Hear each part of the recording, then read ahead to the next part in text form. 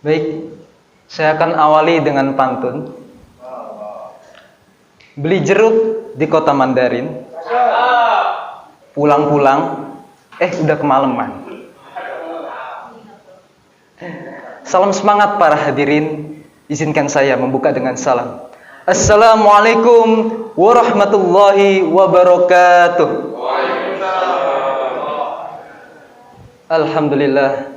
Alhamdulilladzi hadana li hada wa ma kunna linahtadiya laula an hadanallah.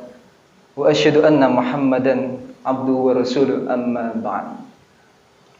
Yang terhormat kepada para alim ulama, para tuan guru wabil khusus Kiai Haji Danu Jamaluddin selaku Wakil Ketua Qodi DKI Jakarta, yang mudah-mudahan beliau selalu diberikan keberkahan serta kesehatan oleh Allah Subhanahu wa taala.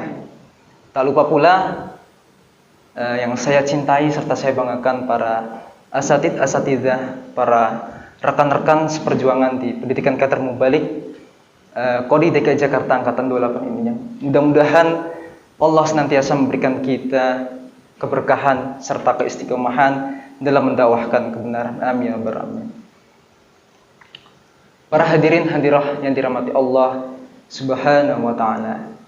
Yang pertama dan yang paling utama, marilah kita panjatkan puja dan syukur kepada Allah Subhanahu wa taala dengan mengucap alhamdulillahirabbil alamin, yang mana telah mencukupkan nikmatnya kepada kita semua, sehingga kita bisa berkumpul di tempatnya insyaallah penuh barokah ini, ya, dalam keadaan sehat walafiat tanpa kekurangan suatu apapun.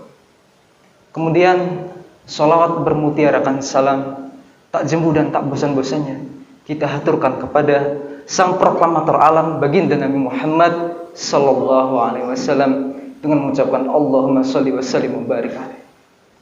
Mudah-mudahan kita yang hadir di sini senantiasa mendapatkan syafaat yang telah dijanjikan oleh Nabi Muhammad, yaitu kelak pada hari di mana tidak berguna harta yang berlimpah, anak cucu, yang hanya berguna adalah hati yang beriman. Ma'asyiral muslimin wal muslimat rahimakumullah. Dalam kesempatan yang indah ini, insyaallah saya akan menyampaikan tema tentang keteladanan tokoh agama. Salah satu kunci tatanan dalam sosial kemasyarakatan adalah tokoh agama. Di samping pemerintah, tokoh adat, dan tokoh masyarakat lainnya. Untuk mengatasi terjadinya konflik keagamaan, maka tokoh agama memiliki peran yang amat penting. Ibaratnya tokoh agama bisa mengucingkan harimau atau mencicakkan buaya, ataupun sebaliknya, mengharimaukan kucing atau membuayakan cicak kepada umatnya. Sering disebut bahwa apa kata tokoh agama itu kata umatnya. Jika tokoh agama tidak bisa bersikap arif dan bijaksana terhadap suatu konflik, maka sudah pasti konflik itu tidak akan selesai. Tetapi kalau tokoh agama itu mampu bersikap arif dan bijaksana, maka konflik itu akan bisa diredam. Para hadirin yang dirahmati Allah Subhanahu wa taala. Umat itu apa kata ulamanya. Rakyat apa kata pemerintahannya. Jika fenomena mulai mengejolak di dalam masyarakat, maka sebaiknya diminta ataupun tidak diminta, para tokoh agama harus turun tangan menenangkan umatnya, sekaligus menjernihkan masalah. Sesungguhnya hal ini sudah termanifestasikan dalam sejarah panjang manusia, dalam sejarah panjang masyarakatnya. Banyak sekali potensi konflik.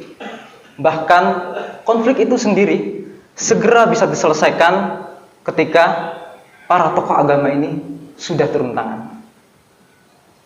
Allah berfirman dalam Quran surat Al-Anfal ayat pertama. A'udzu billahi minasy syaithanir rajim. Bismillahirrahmanirrahim. يسألونك عن الأنفال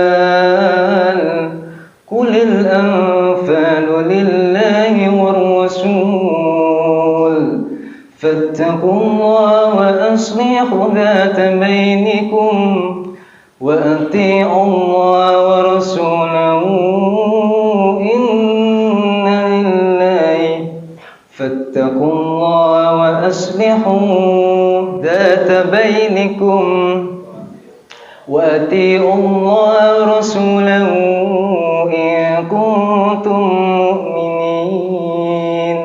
Yang artinya mereka bertanya kepada Muhammad tentang pembagian harta rampasan perang. Kemudian lalu katakan, harta rampasan perang itu kepunyaan Allah dan Rasul. Oleh sebab itu maka bertakwalah kepada Allah dan perbaikilah perhubungan di antara sesamamu dan taatlah kepada Allah dan Rasul-Nya jika kamu orang yang beriman.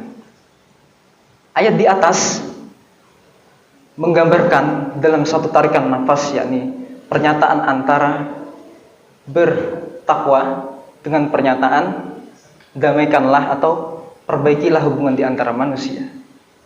Hal ini bisa ditafsirkan bahwa tidak ada artinya takwa kalau kita diam saja melihat pertikaian konflik yang ada di antara sesama kita. Ya, itu. Maka takwa harus berbuah kepedulian sosial terhadap masyarakat sekitar. Jadi jika orang mengaku bertakwa, maka kita sudah harus siap menjadi mediator untuk mendamaikan sebuah konflik atau pertikaian di tengah masyarakat. Memang hal ini menjadi sebuah tanggung jawab yang dipikul oleh para tokoh agama yang mengerti, memahami ajaran agama dengan benar selain memahami masyarakat sekitar. Baik, saya akan menutup pidato saya dengan sebuah pantun lagi. Kura-kura merangkak di atas tanah, merangkaknya hingga ke belakang rumah. Semoga pidato ini membawa berkah sebagai berkah di alam barzah. Baik, mungkin itu saja yang bisa saya sampaikan. Kurang lebihnya mohon maaf. Wallahu muwaffiq ila aqwamit thoriq. Wassalamualaikum warahmatullahi wabarakatuh.